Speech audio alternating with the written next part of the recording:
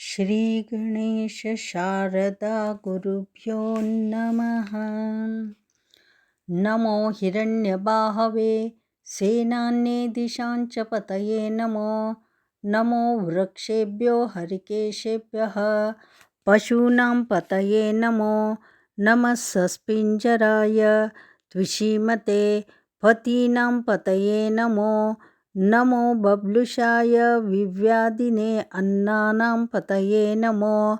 नमो हरिकेशायोपवीतिने पुष्टानां पतये नमो।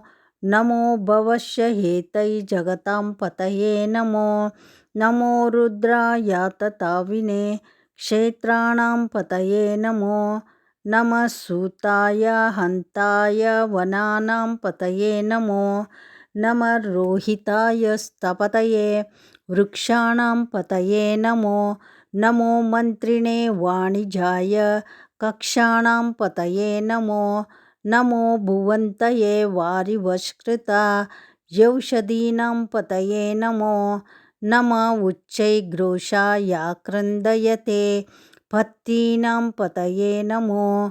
नमः कृष्णवीताय धावते सत्त्वानां पतये नमः।